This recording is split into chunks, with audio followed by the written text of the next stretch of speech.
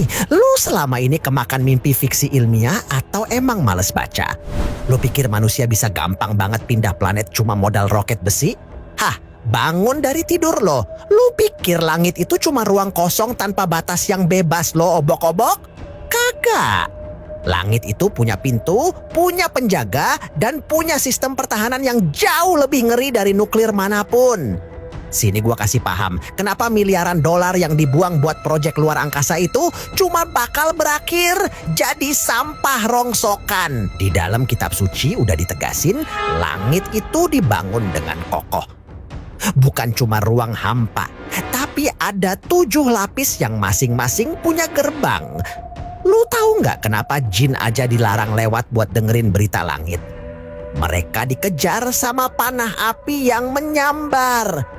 Logikanya simpel, kalau makhluk halus saja nggak bisa lewat tanpa izin, apalagi roket lo yang cuma terbuat dari aluminium dan bahan bakar kimia. Lo kira malaikat penjaga gerbang bakal kasih lo lewat cuma gara-gara lo bawa bendera negara?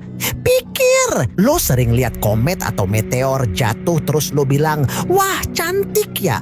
Hah, norak lo. Lo tahu nggak apa yang sebenarnya lo lihat itu? Dalam kacamata langit, itu bukan sekadar batu ruang angkasa yang nyasar. Itu adalah Shihab, panah api yang dilemparkan buat ngejar jin-jin pembangkang yang coba-coba manjat ke langit buat nyolong dengar rahasia takdir. Sains bilangnya itu gesekan atmosfer, tapi kenapa lintasannya selalu menghujam dengan sudut yang spesifik? Itu adalah auto defense system milik langit. Yang lo bilang bintang jatuh itu sebenarnya eksekusi mati buat para penyusup. Sekarang kita bicara sains biar lo nggak bilang gua cuman ceramah. Di luar atmosfer bumi ada yang namanya sabuk radiasi Van Allen. Itu adalah area dengan muatan partikel energi yang sangat tinggi dan mematikan. Secara ilmiah, radiasi di sana bisa ngerusak sel manusia dalam sekejap kalau pelindungnya nggak kuat. Sains modern sampai sekarang masih bingung gimana caranya manusia bisa selamat nembus itu tanpa dapat efek radiasi permanen. Langit kita itu punya perisai magnetik yang didesain buat ngurung lo di bumi, bukan buat lo bebas keluyuran. Nah, ada hal yang jarang lo tahu.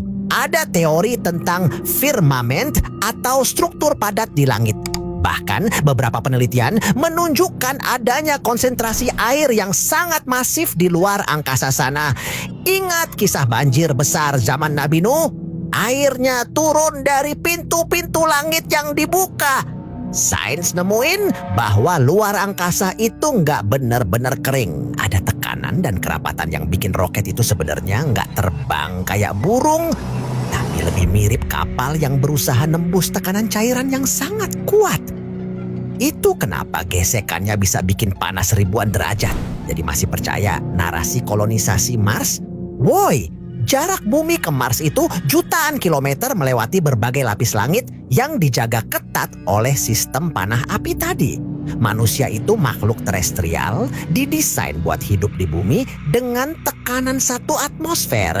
Begitu lo maksa keluar, lo bakal berhadapan sama samudra langit yang bakal ngehancurin fisik lo. Narasi pindah planet itu cuma cara buat bikin lo lupa kalau bumi ini adalah satu-satunya tempat tinggal yang aman buat manusia.